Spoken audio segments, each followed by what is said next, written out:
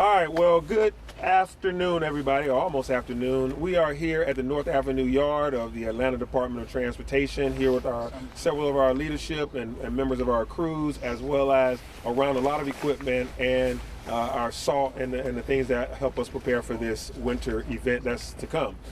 We are, as you know, under a winter weather advisory and a winter weather watch at this point.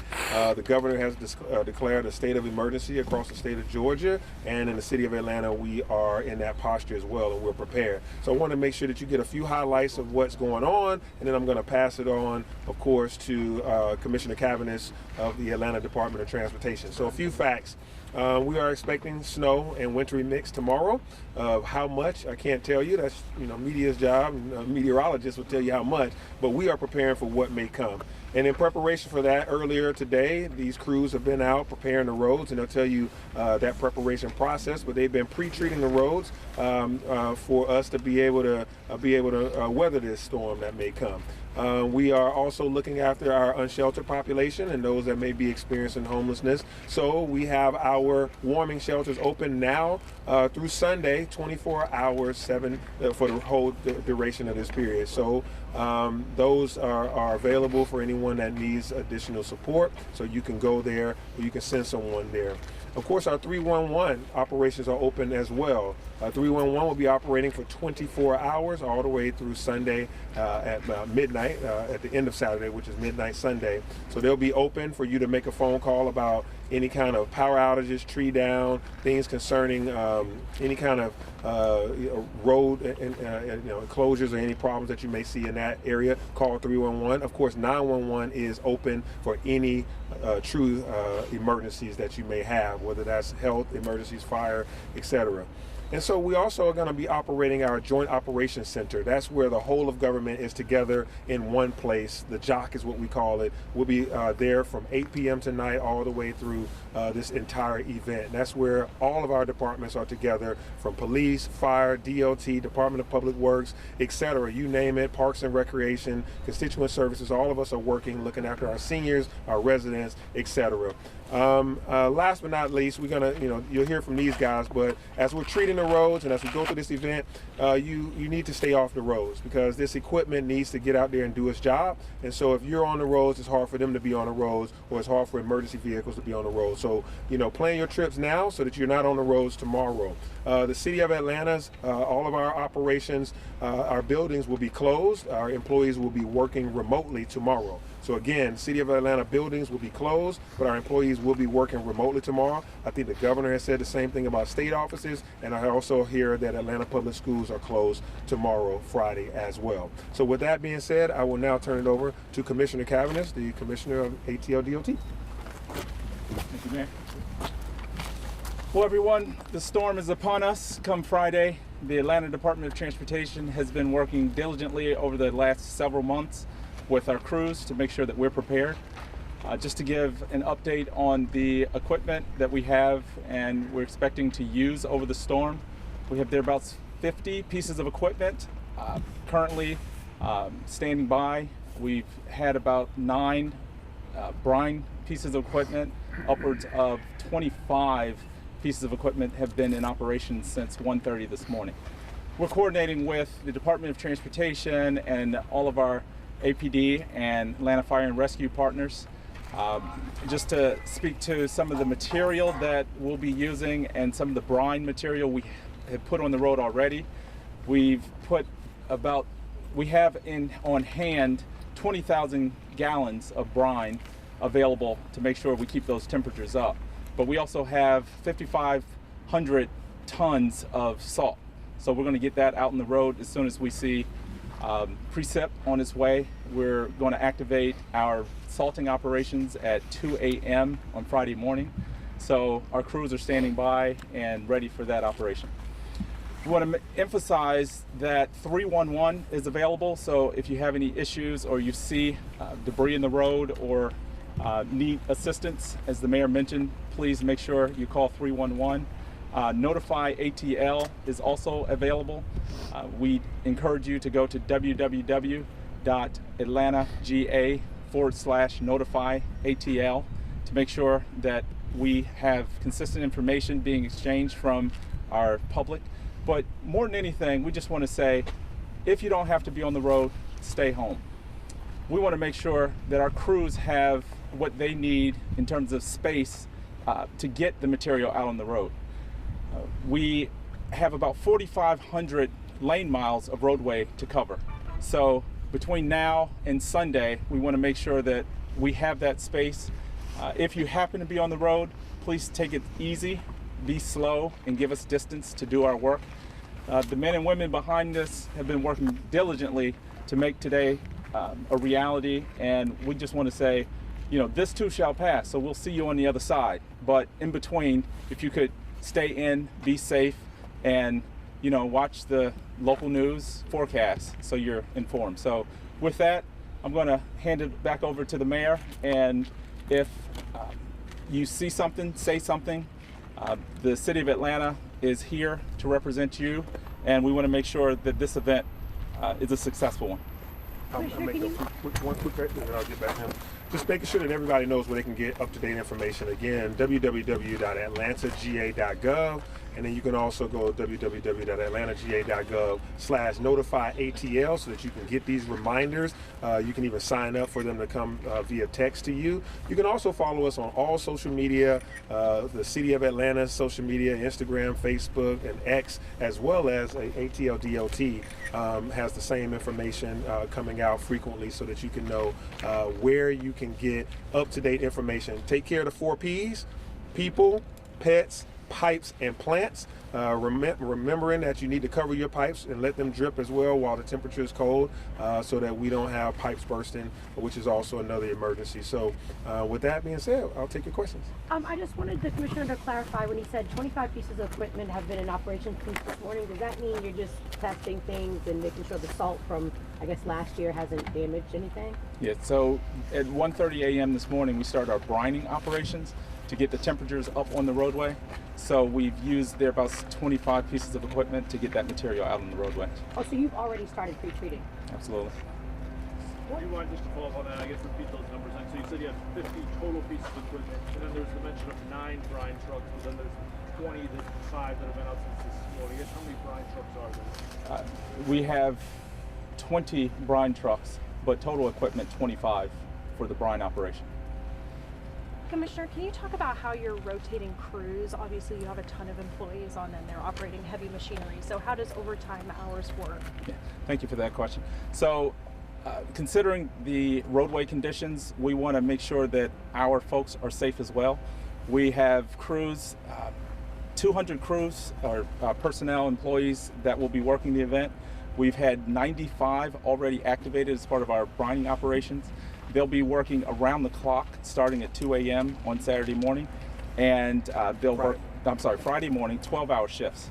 So over thereabouts 200 employees will be engaged, and that's just from Atlanta DOT, Department of Public Works, and Watershed Management. And they'll rotate shifts? We have 12-hour shifts rotating over that period. What are some of your problem areas that you're looking at that you know you've had problems before that you want to zero in on? So we focus our operations on our primary and secondary roadways. Public safety is our primary concern, so we want to make sure that APD and fire have access, clear and safe access to address emergencies. So our primary roadways and secondary roadways are treated first. And that includes some of our major arterials and collectors throughout the city. So we have data from past events and that we use to address issues. And then we have that crowdsourcing from feedback from 311 and problem spots that are active. What hospitals? Yeah, I should mention that hospitals are a priority for us. So Grady and all of our city hospitals are addressed. We want to make sure that EMS and ambulances can make it safely to and from. Senior centers and our warming centers are also a priority. So those are part of that primary route system that we address initially. Mayor, can you talk about coordination with other local governments? How do you guys tell that you're not taking on the same things? How are you working with this on the state level? Can you just talk about that a little bit? Yeah, the good news is that we have always been good collaborators and working well with others, particularly our neighboring jurisdictions and working with the state. So you have ATL DOT, but you also have GDOT. Russell McCrary has been in great contact with you guys. He's the commissioner of Georgia Department of Transportation. They mainly do the expressways and the on-ramps and off-ramps of the expressways. And then there are some state routes, and so these guys have a map according to that state route, which is done by GDOT, and the city streets are done by ATL DOT. And then working in conjunction with firefighters and the fire rescue departments of adjacent counties and jurisdictions. They have a mutual aid agreement, because right there on the borders, if an incident occurs, we don't want anybody to get a delay based on whose it should be. If you're right there, we have always been coordinated in that way for fire rescue and police. So they have been, and that's the purpose of the JOC. When we go to the Joint Operations Center, you will also have sometimes Fulton County Sheriff's Department is there, fire departments from adjacent areas, as well as state officials, GBI or Georgia State Patrol or others will be at the Joint Operations Center. So it's a coordinated effort. We know that we are the capital city, so a lot of headquarters are in our city, so we work with them. The last thing I'll say is we also work with our large business operators, the hotel district. We talk to them about their sidewalks, about the roads in front of the hotels, etc. Major events, we're aware of events that may occur, so how to make sure that ingress and egress to and from those events are the road is clear.